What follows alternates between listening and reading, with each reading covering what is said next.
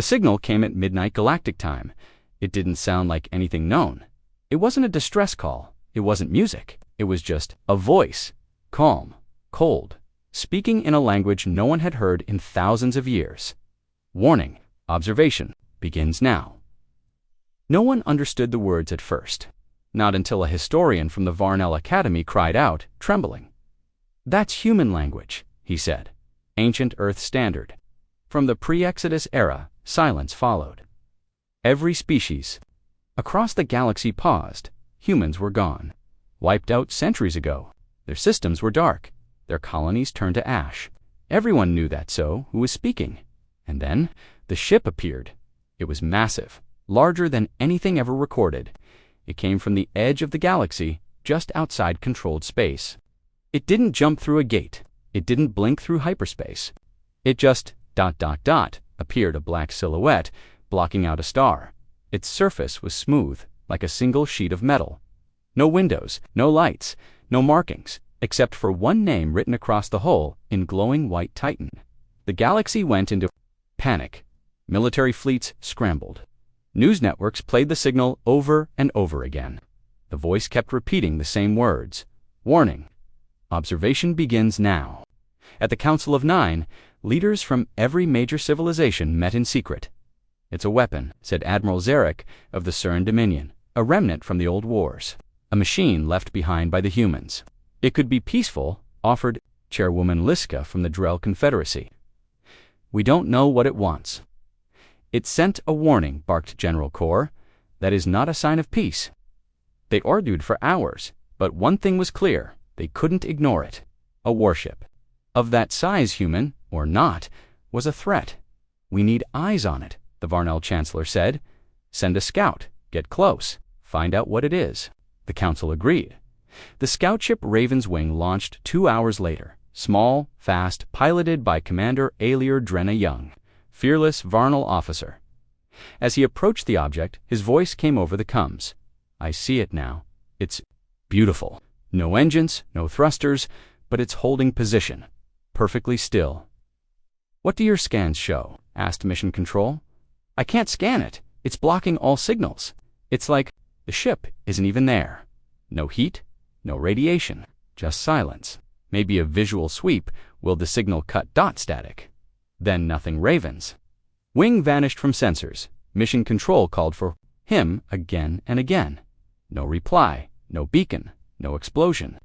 It was as if the scout had never existed. Panic spread fast. The Council reconvened immediately. "It consumed him," shouted one ambassador. "That ship is alive. It's a weapon." Another said, "It's testing us. Should we fire?" asked the Su RN. The room fell silent. Chairwoman Liska finally spoke. "No, not yet. We don't understand what it is. If it wanted to destroy us, it already could have." Her voice was calm, but her hands trembled under the table. In orbit above Jalith Prime, crowds stared at the holograms of the Titan. Children cried. Traders shut down markets. Priests prayed to unknown gods and across the stars. Something strange happened. In every human museum, artifact storage, or historical archive, ancient devices lit up. Terminals powered on by themselves. Books turned their pages. Old satellites, long believed dead, began transmitting. All repeating the same signal. Warning. Observation begins now. Back at the Council, they studied the ship's image. It hadn't moved, not even a millimeter, but systems around it were going dark. Navigation beacons failed. Long-range comms dropped. Stars behind it dimmed like light. Itself bent away from the ship. "It's affecting reality," said the Varnell scientist. "Not through weapons, through presence." Presence. The CERN admiral frowned. "It doesn't attack. It just exists. And when it does, things disappear." They all stared at the screen again. The word Titan glowed brighter now.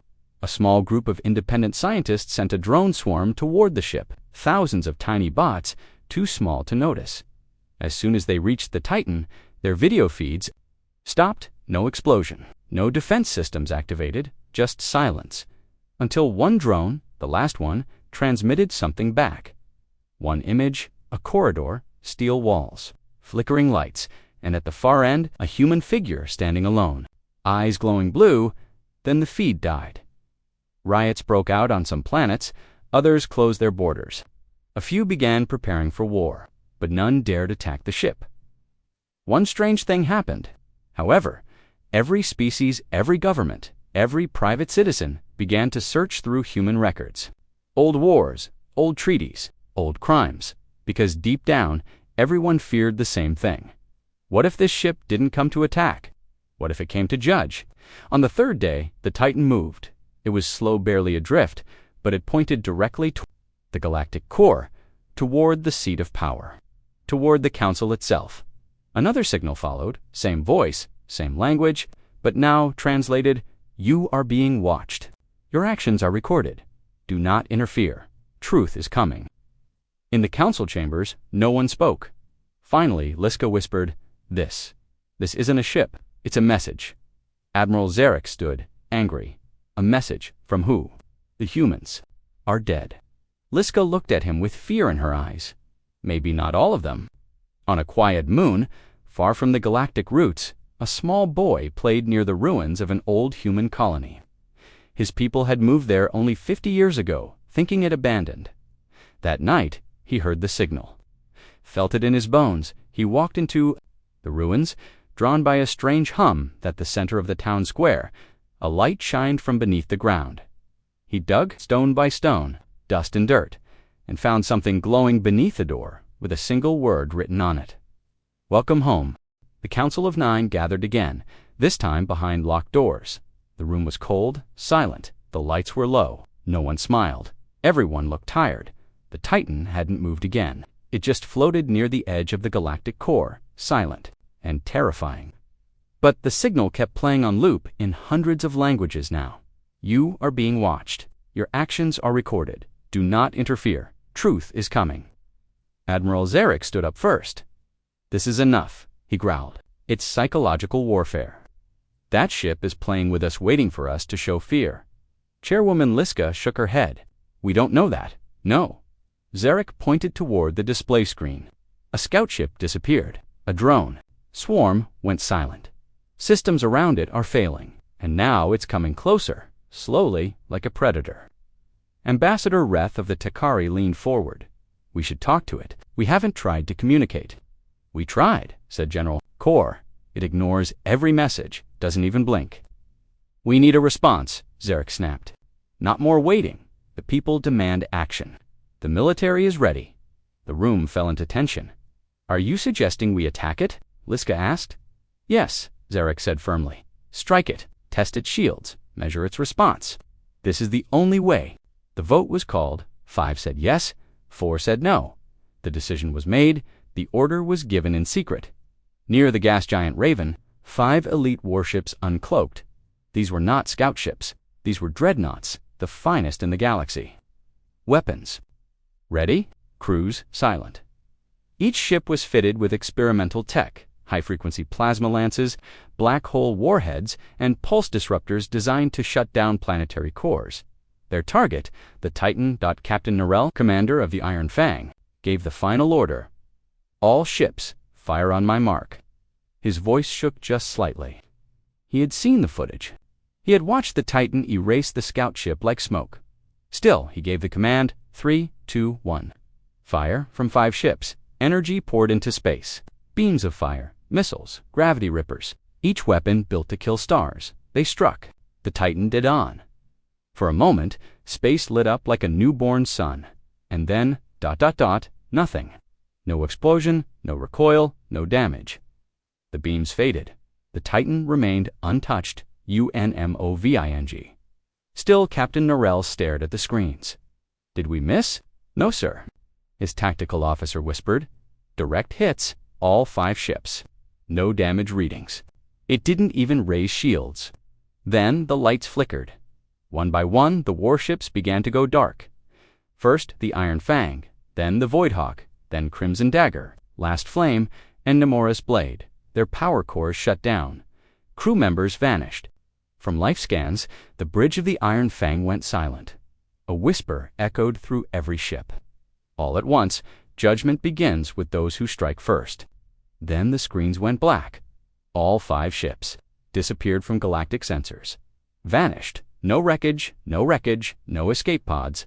Just gone. In the council chamber. Panic exploded. You attacked without full approval. Liska shouted. It was the right decision. Zarek yelled back. And now we know what it is. That thing can erase ships with a thought. 5 dreadnoughts, muttered Ambassador Reth. Just gone. Not destroyed, corrected the Varnal scientist. Removed like erased. From time, they stared at the screen again. The Titan had moved again, slightly, slowly, closer. But now its hull glowed with a faint new pattern. Words, not in alien script, but in ancient English. You failed your test. Across the galaxy, news spread fast. Warships lost, no survivors, no answers. Protests turned into riots. Faith leaders declared the Titan a god. Others called it a demon. Cults began to form, worshipping it. Others demanded war. But something stranger happened. People began remembering things, memories they never had. Nightmares of Earth burning, children running through fire, ships leaving behind their own people. Many species woke screaming, saying the same thing. I saw it. I saw what we did. A message arrived from a quiet moon. The boy who had found the glowing door, the one beneath the old human colony, was missing. His parents were searching when the ground shook. The ruins lit up and, from deep below, a human voice spoke for the first time. Live across every frequency.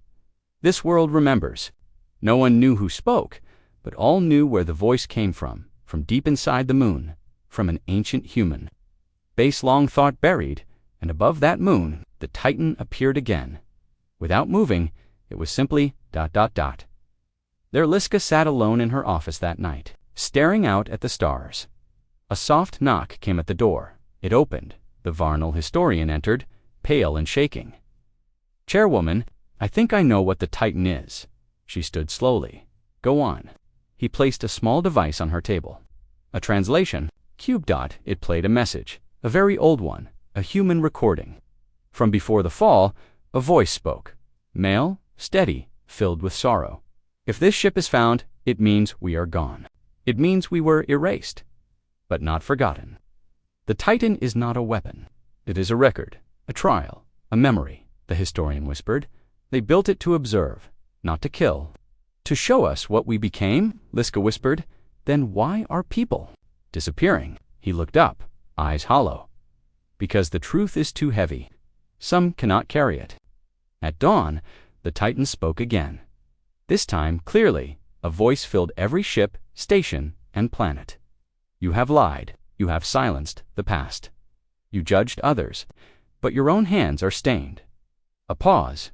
We bring no war, only light. And, across the galaxy, lights began to rise from the ground, from old human colonies, from ancient battlefields. Beacons, they were everywhere, and they had been there the whole time, just waiting to wake.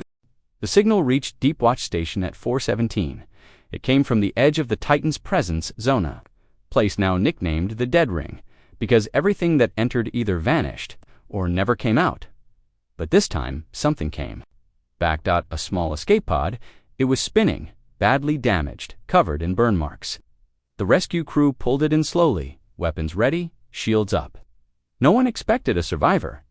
Then the pod door opened, and a voice spoke weakly from inside. Don't shoot, please.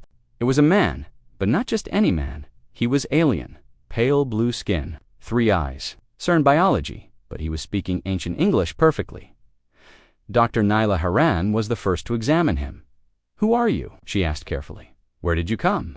From the alien looked at her with wide, frightened eyes. I was aboard the Iron Fang. We attacked the Titan.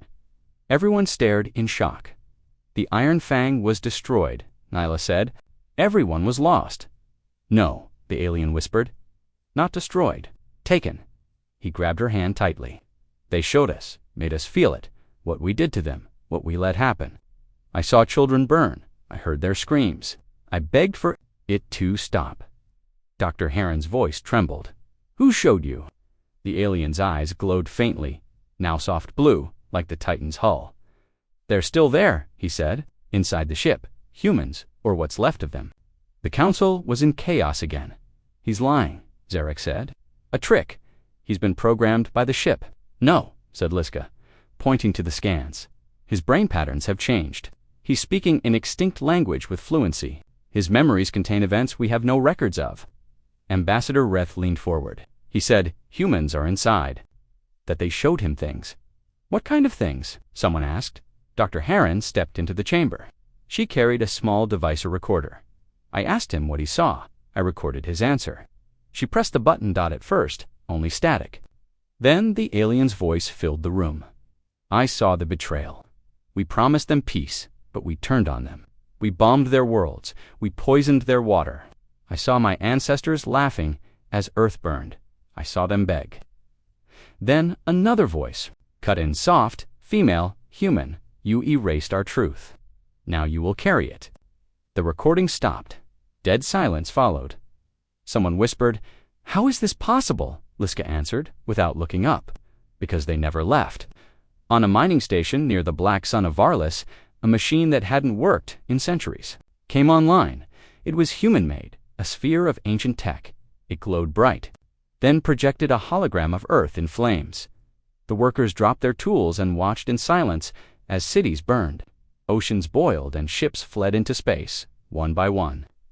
More devices woke across the galaxy. Human artifacts, books, tablets, storage, cubes, all now active. Each one showed different horrors. Children crying in bunkers, old people left behind, alien warships firing on civilian transports, then always the same. Final image, the Titan leaving a dying Earth. ALONE. Dr. Haran sat with the survivor again. "What did they do to you inside the ship?" she asked softly. He looked out the window, hands shaking. "They didn't touch me, didn't torture me. They showed me who we were. They opened my mind, made me remember things I never lived. They made me feel what they felt." She leaned closer. "And what do they want?"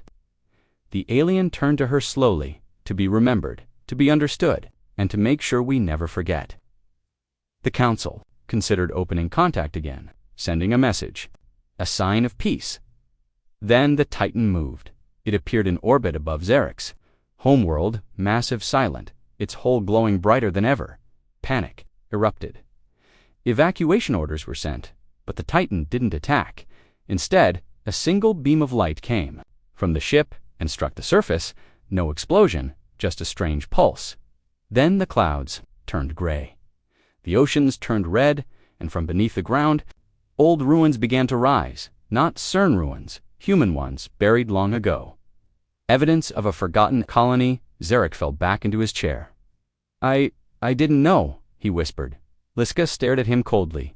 "Your people wiped out a human colony and buried the proof." He didn't answer. The Titan had answered for him. More survivors began to surface, not from the ships, but from memories. People across the galaxy began to dream of Earth, of lives they never lived. Aliens began to speak. In human languages, some cried out in their sleep, begging for mercy in perfect English. A viral memory had begun, and the Titan was spreading it one mind at a time. One night, on a distant planet, a child walked into the forest.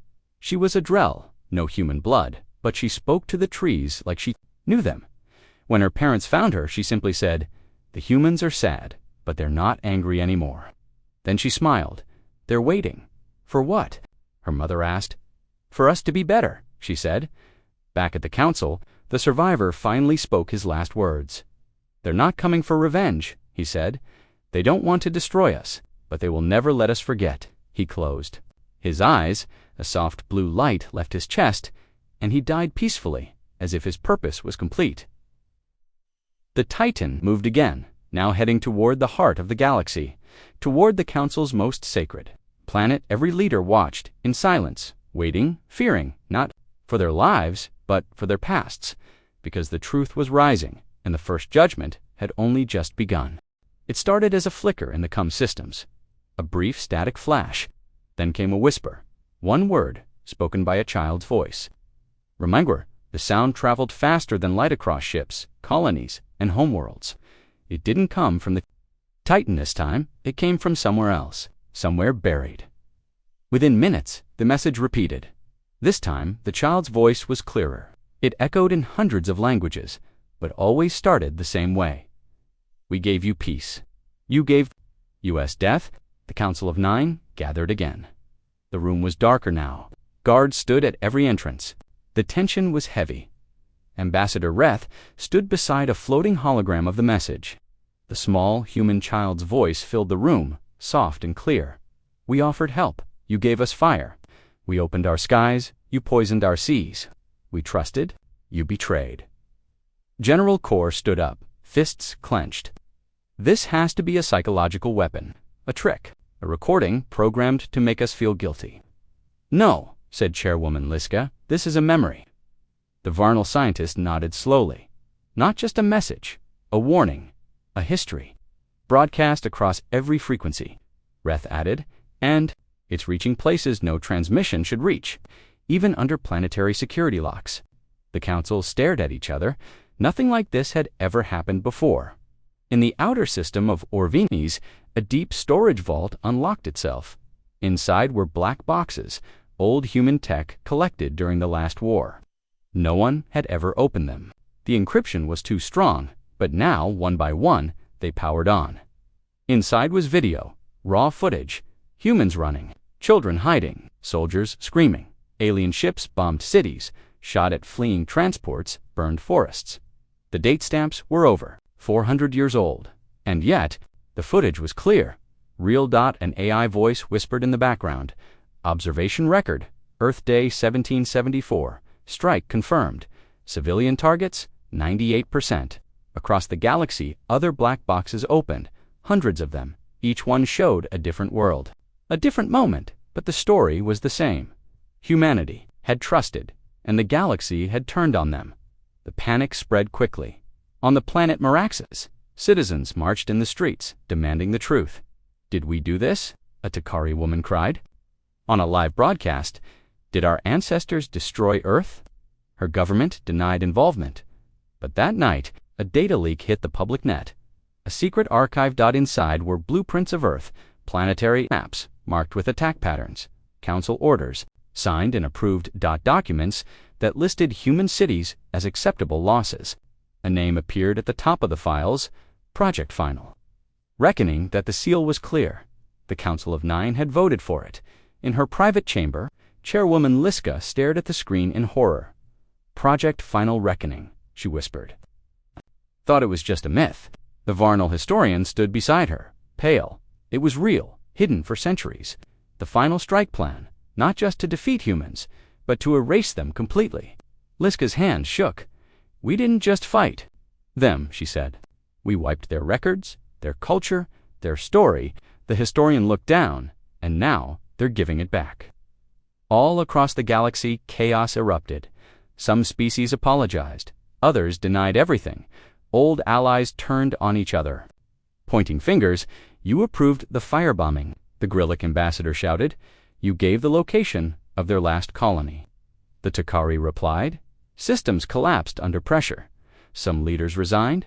Others were assassinated. Civilians demanded truth, demanded justice, demanded answers. And above it all, the Titan remained still, floating in silence, watching, waiting. In a hidden lab on Drelmer 6, a hacker named Vesh cracked into a deeper file, one the public hadn't seen. This one didn't just show destruction, it showed the beginning, the first human contact with the galaxy. The video played council chamber, humans standing beside, aliens smiling, offering medicine, food, energy. They offered to help. They asked for peace, and the council leaders had nodded, had shaken their hands, had smiled, and weeks later, launched the first strike. Vesh sat in silence as the video ended. The humans hadn't started the war. The council had. Back at the council, Liska stood before the others. Her voice was low but firm. "It's time we tell the truth." Zarek shook his head. "We'll lose control. Our people will turn against us." "They already have," she said. "We voted to erase an entire species, and now they've returned not to fight, but to remind us what we became." Ambassador Reth added, "The Titan hasn't fired a single shot. It hasn't killed anyone since the warships attacked. All it's done is show us U.S. Zarek pounded the table. Then what do you propose? We surrender? Beg for forgiveness?" Liska looked him in the eyes. "No, we step down. Of us, and we let the galaxy decide what comes next." In orbit around the old Earth ruins, the Titan's hull began to shift. Not physically, but visually. A projection appeared on the side, a tall human woman in ancient armor. Her voice filled the stars. We were not perfect. We made mistakes. But we came in peace. We trusted you. A pause, and you destroyed us. The woman stared directly into the camera. We do not seek revenge. We seek truth. Behind her, dozens of other humans appeared. Not angry, not hateful, just silent. Watching that transmission ended. On a desert world called Veron's Edge, a child wrote something in the sand after seeing the message. She was too young to know human words, too young to speak English, and yet her writing was clear. I see them in my dreams. That night, the stars above her planet changed shape. They formed the outline of a ship, a giant, silent warship, the Titan, waiting in the dark. The small ship drifted quietly toward the Titan. Its name was Pathfinder. It carried only 4 people handpicked by the Council to attempt something no one had dared before. They weren't soldiers. They weren't spies. They were scientists. Dr. Nyla Haran sat in the front, staring at the massive shape ahead. The Titan looked even bigger up close. Its black surface stretched endlessly across the stars. No visible doors, no lights, just the glowing name. Titian, the ship's pilot, spoke softly. We're less than a kilometer away. Still, no response. Number, defense systems, no signals. The engineer, Tovak, checked his screen. The hull isn't metal. It's not even any known element. We're scanning, nothing. It absorbs everything. The 4th member, a translator named Juno, looked nervous. If it doesn't want us here, we won't even see it coming. Dr. Heron whispered, then we better make it count. They activated the docking module and waited. At first, nothing happened. Then suddenly, a glowing ring appeared on the side of the Titan, like a door being drawn into existence. It opened slowly. No alarms, no sound, just a smooth, black tunnel. Juno swallowed. Hardits, inviting us in. The Pathfinder floated forward, guided by unseen forces. Inside, the walls were dark and smooth. No lights, yet everything was strangely visible. Dr. Haran stepped out first. Her boots echoed softly. The others followed. The air was breathable, gravity. Normal. It felt like walking into memory. Juno spoke quietly. This place isn't made of metal. It's made of data, of ... thought. They moved forward. Suddenly, lights flashed around them, images on the walls. Not pictures, memories. Children running in the grass. Elderly humans sitting by warm fires, laughing, singing, living. Then fire explosions, ships falling from the sky, screaming. The memories changed too fast to count. Tovak covered his eyes. Make it stop, a voice echoed around them. You asked to see us. It wasn't angry, it wasn't loud, it was human. Dr. Haran stepped forward. We came to understand, to talk. You already heard our message, the voice replied, but still, you do not listen. Juno looked around. Where are you? Everywhere, the floor beneath them changed, became glass. Beneath their feet, they saw earth burning, then freezing, then turning to ash. The voice returned. We were peaceful. We opened our doors. You opened fire. Dr. Heron took a deep breath. Not all of us agreed. Not all of us fought. Many tried to help. The voice paused. We remember them, and they are not forgotten. The hallway opened into a vast chamber. They stepped inside and froze. A woman stood in the center, tall, pale, her eyes glowing softly. She looked human, but she was not alive. A projection, an AI. She smiled. I am Ava, memory keeper. I carry the minds of my people, Tovak whispered. You single quotes, all that's left. Not all, Ava said. Echoes. We survived in data. In silence, in pain. Juno stepped closer.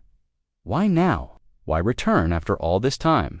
Ava looked directly at her, because silence became dangerous. You began to forget, and forgetting allows repetition. Suddenly, walls around them shimmered. Scenes played again, but this time, not just human suffering. Council meetings. Secret votes. Bombings planned. Ava walked beside the images. You recorded everything. Hid it. Erased us from your histories. Dr. Haran asked, what do you want us to do? Ava turned to her. Nothing, we already decided. We will not attack. We will not destroy, she gestured to the air. We are not here for revenge. Then her face changed just slightly. We are here to show you yourselves. The walls turned black again. Then began to show something new. Alien leaders, breaking down in tears. Young children learning human songs. Artists painting, Earth as it once was. Peace, hope. Ava spoke gently. Some of you are ready. Tovak frowned. Ready for what? To remember. To carry truth.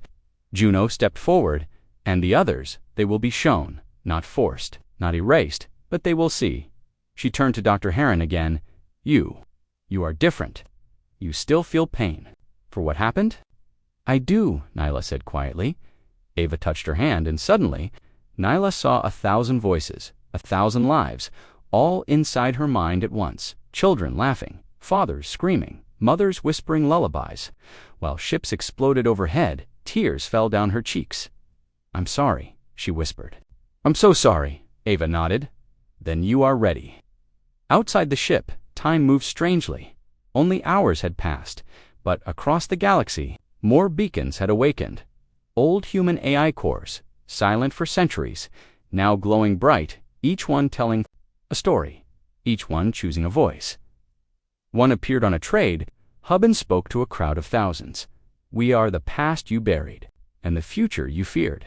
Another showed itself to a farming colony. It simply said, listen, the Pathfinder team returned, changed, quiet, humbled. NYL. It stepped before the council. There are no weapons, no armies, just truth. Zarek sneered. Truth can be twisted. She looked him in the eye. Not this truth. It burns. Ambassador Reth leaned forward. What do they want us to do? Nyla said. They don't want anything. They are the message. And the message is this. The war never ended. It was just hidden. In private, Liska met with Nyla. Do you believe them? She asked. I saw it, Nyla said. Not with my eyes, with my soul. They could destroy us. But instead, they chose to show us our own face. Liska whispered. And what do we do with it? Nyla stared out the window, where the Titan still floated. I don't know, she said. But whatever comes next, we won't face it alone. The Titan remained still, orbiting a dead star, silent, watching. But the galaxy was not silent anymore. All across space, strange signals began to appear. Short bursts, flashes of data, whispers, coded in old human languages, long considered extinct. Some said it was poetry. Others said it was a warning. Inside Council Station 9, Ambassador Liska watched the stream of messages on a giant screen. One line kept repeating, We are the mirror. She turned to Nyla Haran. Any idea what it means? Nyla nodded slowly. They're not here to change us. They're trying to make us look at what we already are. Sign of attack, no damage, no crew dot, just a single word carved into its hull burned. In with heat no weapon could produce. Memory, far from council space. A secret meeting took place. 7 alien warlords gathered in a hidden asteroid fortress. They called themselves the Remnant Circle. They weren't afraid of ghosts. They weren't afraid of memories. They were afraid of losing. Control the humans are gone, said High Talik of the Corps, but their technology remains. Growled Jaren of the Krav. They built something that outlived them. We need to shut it down. A pale advisor leaned forward. You can't shut down memory, he said, but you can bury it again. How? Asked Talek. The advisor smiled. Find the source, the core, destroy it. There was silence then. Nods, then plans. The warlords launched Operation Blind Flame. A fleet of 12 ships, fast-armed, ruthless their mission. Breach the Titan, kill the signal, silence the past. Inside the Titan, Ava felt them coming. She stood alone in a glowing chamber. Data flowed around her like wind. She turned slowly to the shadows. They are coming for us. A voice answered from the dark. Then we show them everything. Another voice followed. Let them carry the weight of truth. A third voice whispered, and if they refuse, Ava closed her eyes. Then they become part of the memory. The fleet reached the edge of the dead star's orbit. The Titan stood ahead, massive and still no shields, no movement, easy target. Said Commander Rax. They launched 12 boarding ships. Each ship carried plasma cutters, EMP weapons, molecular grenades. They entered through the same glowing tunnel the Pathfinder team had used. No resistance, just silence. And then, doors closed behind them, Commander Rax ordered his team to spread out. 10 minutes later, Team 3 vanished. No screams, no screams, no signals, just ... silence. Then Team 5 reported in, "Sir, we found something. You need to see this." Rax reached the chamber. Where they waited. Inside was a giant black wall, covered in symbols, not alien. Human. The symbols moved, not written by hand, written by memory. One of the soldiers, watching us. Then the symbols began to change. Names, dates, locations, each one tied to war crimes, secret operations, buried orders. Some were hundreds of years old, others were from yesterday. One soldier backed away. How does it know? Rax tried to destroy the wall. He fired a plasma cannon. The wall absorbed the blast and showed something new. Rax's own memories, private orders, hidden murders, false flags. The soldier screamed. Rax staggered back. "No, that's not possible." A voice echoed around them. "It's all possible, because you recorded it." 9. Panic spread. The Remnant Circle's fleet had stopped transmitting. Nyla stood in the central command center. Ambassador Liska paced nearby. "They thought they could erase it all again," Liska said. Nyla shook her head. "You can't kill the truth. Not anymore." Suddenly, a signal flashed on their screens. A broadcast originating from the Titan. They opened it. The image showed one of the warlords, Jaren of the Krav. He was crying behind him. Memories played. He was a child holding a human book. Then a young warrior, watching humans burned in war. Then a commander, signing orders to silence survivors. His voice trembled. "We tried to hide, but it all came back. Every face, every scream." He looked into the camera. "This ship, it doesn't punish, it remembers. And now, so do I." Then the signal ended, and Jerome was gone. The Titan began to move, just slightly. Turning toward the center of the galaxy, it sent out one final signal. This time, not a warning, not a threat, an invitation. The message was clear. Come and see. You are brave enough to face yourselves. Nyla stood still, watching the words fade. She looked at Liska. "They're not going to force anyone." "No," Liska said. "But the truth is louder than any warship." Outside, 1,000 smaller ships had started to gather around the Titan, not to fight, to listen. Some species called it a trap. Others called it madness. But more and more people came. A floating museum, some said, a graveyard, a judge. But it didn't matter what they called it, because the Titan didn't speak. It showed. And those who saw ... were never the same. The Titan moved again. Not fast, not aggressive. It drifted. Slowly, toward the center of the galaxy. The message had already been sent. Come and see, if you are brave enough to face yourselves. But not everyone wanted to see. Some feared it, some wanted to destroy it. Others followed. Captain Unvas watched from the bridge of his small research ship, Lightweaver. They had stayed near the Titan for 3 days now, scanning, studying, waiting. His crew was nervous. "Why doesn't it attack?" asked Kale, the pilot. "Because it doesn't need to," UN replied. "It's not a weapon." "Then what is it?" asked another crew member. Unen looked out the window at the enormous ship. "I think it's a mirror. It shows us who we really are." A new signal came through. Short, quiet, but this one was different. It was in Aaron's voice. The room froze. "What? What was that?" Kale asked. Aaron's heart pounded. "It's a message I recorded 10 years ago," he whispered. "It was never sent." He remembered it clearly. A goodbye message. After a mission went wrong, his team died. He survived. He had blamed others. But the truth? He had made a mistake. He had lied to cover it up. Now, the Titan had found it and played it. Elsewhere, on a desert world called Eric 7, a crowd stood around a giant screen. The Titan's messages were reaching every corner of the galaxy. People were watching their own secrets broadcasted in front of everyone. Old crimes, lost. Truths, forgotten heroes. Shameful betrayals. Some cried, some ran, some fell to their knees. A child pointed at the screen. "Mom, that's you." The woman stared at her younger self, helping human prisoners escape during the last war. She had never told anyone, not even her family. She had risked her life to save them, then buried the memory. Now it played before all. She smiled for the first time. She was seen in the dark regions of space. Others were not happy. A group of rich elites and ex-military leaders, known as the Silence Coalition, gathered in a black station near a red star.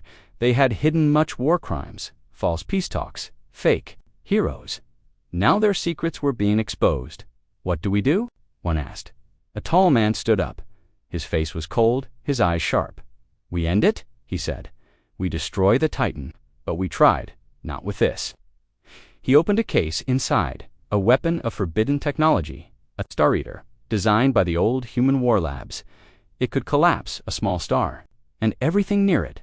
It had never been used until now on the Lightweaver. Yuen sat alone in his quarters. The Titan had shown him more. Not just his failure, but his lost love. A woman named Celine, a fellow researcher. She had died, or so he thought, but the Titan showed a final image, her alive, crying, left behind in the ruins. Un stood up fast. She's alive, he whispered. Kale entered the room. Captain, you need to see this. On the screen, a new image appeared. It wasn't a message. It was a map, leading somewhere deep inside the Titan. 2. A chamber called the Vault of Witnesses. Yuen stared. Get us ready. We're going in. Far away. The Silence Coalition launched their Star Eater. It traveled fast, silent, hidden. They believed they had time, but the Titan was watching, and it didn't respond with force. It responded with truth as the weapon neared. Every screen across the galaxy lit up again. This time, it didn't show secrets. It showed people, faces, names, dates, all those lost in silence, all those forgotten by history, a mother holding her child, a soldier burying a friend, a mechanic fixing an escape ship in a burning station. They weren't legends. They were real, and their stories filled the stars. The Titan spoke again. What we are? You will know who we were. And then, the weapon failed. It didn't explode. It unraveled, torn apart by its own internal confusion. How? No one knew. Only one message remained. Truth breaks what lies build. Yuen and his team entered the Titan. The map led them through glowing halls. They passed rooms full of holograms, each one playing a story, each one real. They reached a large door. No locks, no guards, just a single word written above it, witness. They entered. Inside were thousands of floating memory crystals. Each one pulsed softly. A voice spoke, choose. Yuen stepped forward. One crystal floated to him. He touched it, and suddenly he was there in the ruins. Dust, fire, echoes, and Celine. Alive, trapped, alone, trying to send a signal. The Titan had kept her. Memory alive, not just the image, the truth. Yuen fell to his knees, tears in his eyes. She's out there. Back in Council Station 9, Nyla stood before the gathered leaders. She spoke calmly. The Titan isn't our enemy. It's our record, our reflection. One of the alien leaders, a four-eyed general, frowned, but we fear what it shows. Then maybe it's time, Nyla said, to stop fearing our past and start fixing our future. No one spoke, but they listened outside. More ships arrived, not with weapons, but with curiosity and questions. The Titan waited not to attack, but to show, to remember, and to reveal what still mattered in a galaxy built on forgetting. The Titan's vault was quiet, not empty, alive with memory. Yuen stood in the chamber, still shaking from what he saw. The crystal had shown him Celine's fate. She was alive once, trapped in the ruins of a collapsed research outpost, left behind. Wiped his face and stood tall. We have to find her, he said. Kale looked unsure. Captain, the crystal wasn't the present. That memory was over 10 years old. I know, Yuen said, but it means she didn't die in the blast. If she made it out, maybe the Titan knows where she went. The others stayed silent. No one wanted to say what they were thinking. Maybe Celine wasn't alive anymore, but Yuen believed. Outside the Titan, ships hovered like bees around a sleeping giant. Not all came in peace. The Galactic Council had split. Some wanted to learn from the Titan. Others feared it still. On the other side of the stars, the Silence Coalition regrouped. Their Star Eater had failed. But they weren't done. We lost. The weapon, one of the generals growled. Now we use fear. They launched a wideband transmission to the galaxy. The Titan is a threat to all species. It manipulates minds. It turns your secrets into weapons. It must be destroyed. Join US or be judged. Billions heard the message. Some believed it. Others did not. Back inside the Titan, another map lit up. This one pointed deeper into the ship. A section called The Labyrinth. What is it? Kale asked. UN stared at the glowing lines. I think it's a test. Test of what? Memory. They followed the map, moving through long, curving halls. The ship seemed endless. Strange lights floated like fireflies. As they walked, the air shifted. The halls pulsed, then came the whispers. Soft at first, then louder voices from the past. Kale heard his brother who died in the war. Another crew member collapsed, screaming at ghosts only he could see. Ewan heard Celine, not just a memory, a message. Ewan, I forgive you. He stopped. The lights turned blue, the floor beneath them disappeared, and they fell when they woke. They were somewhere else. A dome-shaped room, no doors. In the center, a floating platform with a sphere of light, Ewan stood. His head hurt Kale, groaned. Where are we now? Before Ewan could answer, the sphere glowed, and the room changed. It showed Earthhold, Earth before the last great war. Green fields, blue oceans, peaceful cities, then fire, explosions, screams. The skies turned black, humanity fighting itself. Then came the Titan, rising from a hidden base deep in space, built by humans. Not for war, but for memory. To protect the stories of who they were, and who they might be again. It's not a warship, Ewan whispered. It's a museum. The Titan wasn't designed to destroy, it was built to remember, to survive the fall of civilizations, to wait and then. To return, the dome opened. The crew stepped out into a chamber full of stasis pods. Some were empty, some still held. Bodhi's Ewan stared at one. His heart stopped. It was Solen. Frozen, peaceful, alive. Get her out, he shouted. Kale rushed forward. She's still in cryostasis. Life signs are weak, but stable. How is this possible? One of the crew asked. Eren smiled. The Titan saved her. She must have triggered a distress signal when trapped. It brought her here. He touched the glass. Hang on, Celine. I'm here. Back outside, the Silence Coalition launched their fleet. Thousands of ships, cruisers, bombers, drones. They formed a ring around the Titan. A message was sent. You have 1 hour to surrender control. Or we open fire. On Council Station 9, Nyla watched the signal. She slammed her hand on the table. This is madness. If they attack that thing, they'll doom us all. Another leader spoke. It might be the only way. Nyla shook her head. No. I'm going to the Titan myself. She left without permission, inside the Titan. Solene's pod opened. Her breath was shallow. Eyes fluttered open. You went, she whispered. He grabbed her hand. Yes, I'm here. Tears ran down his face. Kale stood back, smiling. Selene sat up, weak but alive. I thought I was dead. You were saved, Ewan said, by the ship. Selene looked around. Her eyes widened. This place, it's alive. It thinks. It remembers. She paused. It showed me what would happen if the galaxy ignored its warnings. Ewan frowned. What did you see? Solene's voice dropped. Collapse. War lies winning over truth. She looked up. We have to speak for it, or everything it holds will be lost. Then the lights flashed red. Kale turned to the monitor. Multiple ships approaching, armed, hostile. Ewan clenched his fists. How long until they reach us? 10 minutes. Selene stood, still shaky. There's a command center. Deep in the ship, I saw it when I was in cryodream. Ewan looked at her. You mean the core? She nodded. Yes, if we get there, we can speak to the galaxy. Show them the truth. Kale shook his head. And if we don't, Ewan stared into the distance, then they'll destroy the last record of who we were. Nyla's shuttle reached the Titan. She sent a signal. I am Council Commander Nyla. I request emergency entry. The ship answered. The door opened. She stepped inside, unarmed, alone. The silence wrapped around her. Then the voice came. Do you wish to remember? She took a deep breath. Yes. A path lit up. Nyla walked forward, toward the truth. The attacking fleet neared bombers. Armed weapons, locked missiles ready. The final countdown began. The galaxy held its breath. On one side, fear. On the other, memory. Inside, the Titan, Uen, and Selene ran through glowing corridors. The voice of the ship guided them. You are the last voice of the first truth. They reached the core, a massive room with a single chair. Selene sat. The lights pulsed. The galaxy watched. As a new transmission lit up every screen, and a soft human voice said, Let me tell you who we are. The galaxy went silent.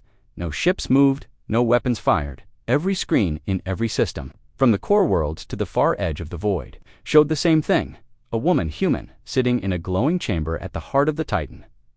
Selene took a deep breath. Her voice was calm, steady. Before the wars, before the silence, before the fear, there was memory. Her words echoed across systems. We are not your enemy. The Titan is not a weapon. It is a truth keeper, a time capsule, a warning. On the Silence Coalition's warship, General Varrock scowled. She dares speak lies to the galaxy. One of his lieutenants turned. Sir, we're receiving peace requests from 3 factions. They want to pause the attack, Varrock growled. Then they are weak. He pressed a button. The first wave of missiles launched thousands, deadly fast, merciless, inside the Titan's core. Alarms blared. UN stood next to Selene. We have to stop them. The ship won't fight, Kale said.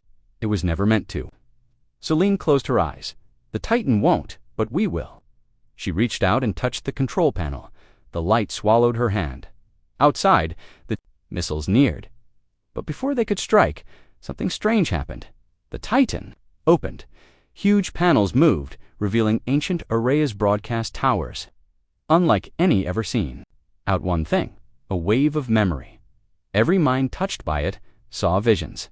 Not just human history, but their own, their ancestors. The forgotten wars, the broken treaties, the moments of mercy and cruelty.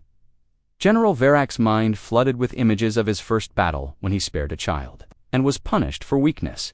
He dropped to his knees. The other commanders across the fleet fell silent. Their fingers paused over their triggers. On the council station, Neela watched in awe.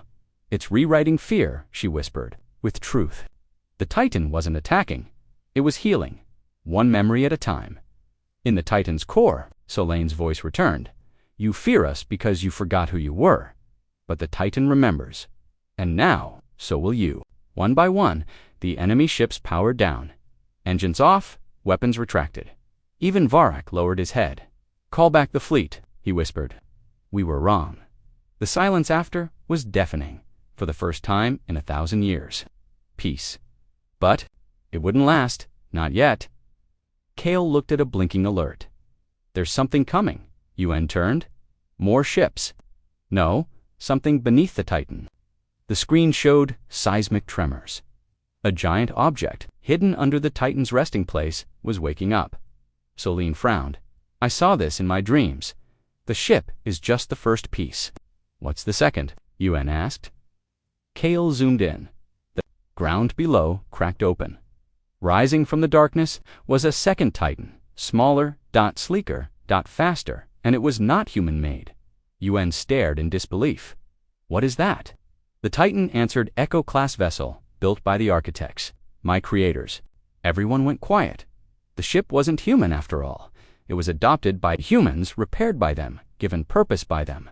Kale swallowed then. Who were the architects? The Titan replied. The first race to fear forgetting. They built me, and fell into silence. Selene looked at the Echo ship. I think it's waking up. The new vessel floated silently beside the Titan. Its surface shimmered with strange runes. Suddenly, the Titan spoke again, warning. Protocol 9 initiated. Memory beacon 2 online. UN looked at Selene. What does that mean? I think, she said slowly, it means the other ships are waking up too. Far away, in dark corners of the galaxy, old vaults opened other Titans, other echo ships, other memories, different species, different truths. One by one, they began to activate, and across the stars. Civilizations started to remember their lost pasts, not just war, but the truths buried under it. Hope, pain, peace, treachery. It was all returning, not as weapons but as warnings. Inside the Titan, the lights dimmed.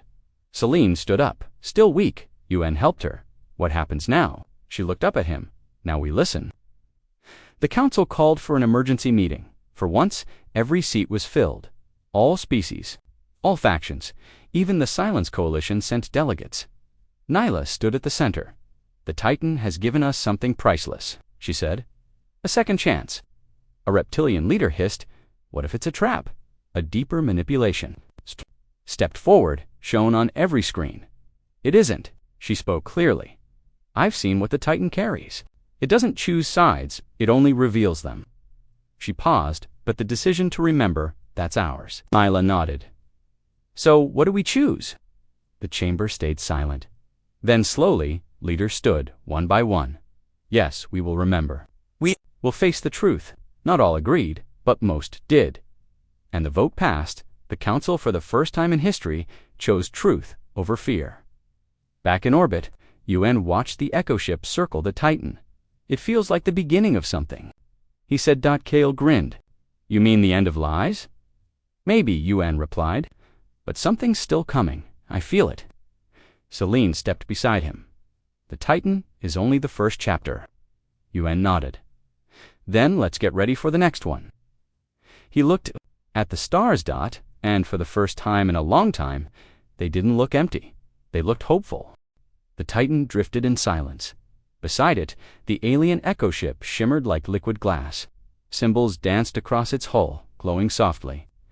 They were not just decorations, they were a message. Celine stood in the Titan's heart, staring at the screen. They're not done, she whispered. The architects, their story, it's unfinished. Kale looked up. You mean the ones who built the Titans? Yes, she said. I think they left something behind, something deeper. UN stepped forward, where she pointed. To the center of the galaxy, the Black Rift. Kale's face turned pale. That place, it's forbidden. Ships that go there don't return, because they forget, Celine said. The rift isn't just dangerous, it steals memory. It's a wound in space, UN frowned. And that's where the architects hid the last beacon. She nodded slowly. If we want to end this, we have to go in, the council debated. For 3 days, some were afraid, some wanted to destroy both Titans, but the vote passed. Barely, the mission was approved. SOLENE, and Kale would lead the journey into the Black Rift. They would take both ships, the Titan and the Echo, and they would face whatever waited in the dark. The Titan moved first, slipping into the edge of the rift. Reality bent around it. Stars flickered like dying candles. The Echo ship followed, silent and steady. Inside, time felt strange. Kale looked at his hands. They're older. Celine touched her face. We're inside a memory storm. The past and future are overlapping. The Titan's voice echoed through the chamber, approaching the core. Warning, anomaly detected.